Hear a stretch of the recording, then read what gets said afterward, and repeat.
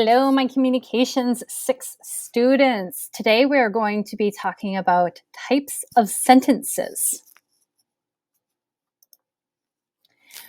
So, a sentence can be used to make a statement, to ask a question, to make a request, or give a command, or to show strong feeling. This is something you're going to want to think about as we talk about the different types of sentences, because they all can do these things.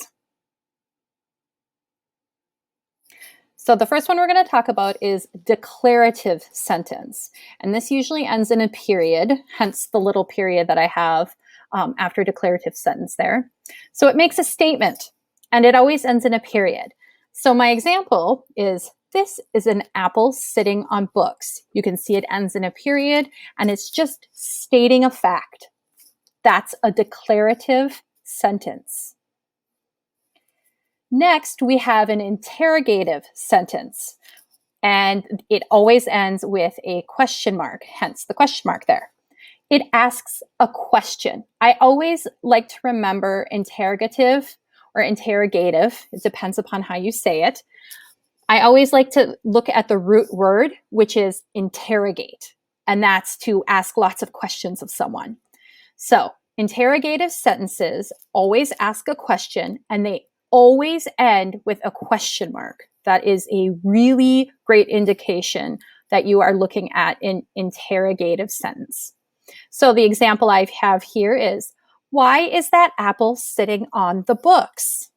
Again, notice the question mark, an interrogative sentence. Imperative sentence. Now, an imperative sentence can end with a period or an exclamation mark, and it tells or asks someone to do something. It usually, like I said, it usually ends with a period, but it can also end with an exclamation point. So my example here is, set the apple on the books. I'm telling someone to set the apple on the books. That is an imperative sentence. This one does end in a period. Exclamatory sentence. These are the exclamation mark sentences. They always end with an exclamation mark. They always show strong feeling. So that's the difference between our prior one, which, if you remember correctly, whoops, I'm going the wrong direction. There we go. An imperative sentence is just telling or asking someone. It's not showing that strong feeling. All right, so back to exclamatory sentence. It's got that strong feeling behind it, and it always ends with an exclamation point. Example, I love apples and books.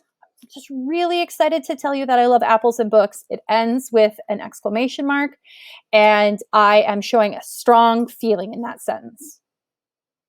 All right, so let's practice on these sentences. We need to decide if they are interrogative. It's kind of hard to say, honestly.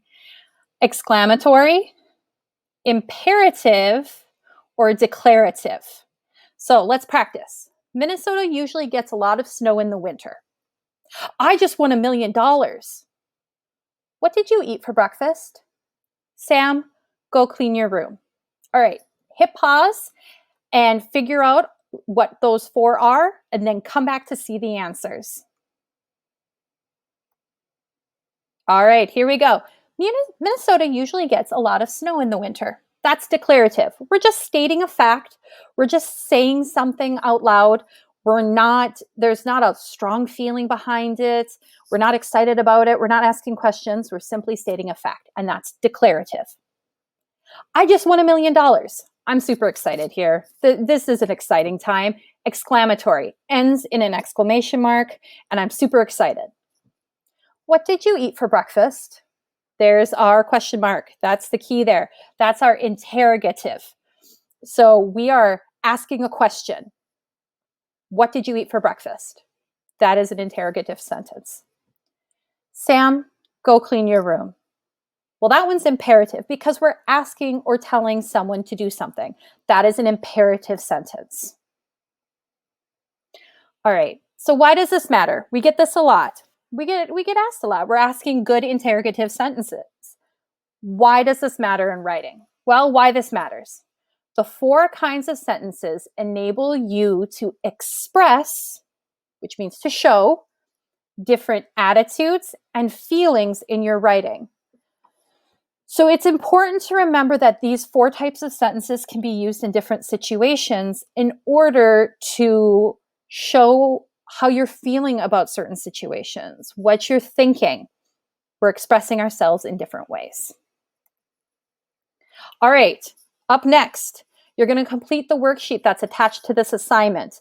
Just go straight down, click that thing, and make sure to submit it for credit. In the description, I also have information on how to submit assignments using Schoology if you don't already know how to do it. But make sure you submit it, otherwise you won't get credit because I can't see it. All right, guys, good luck, and we'll talk to you soon.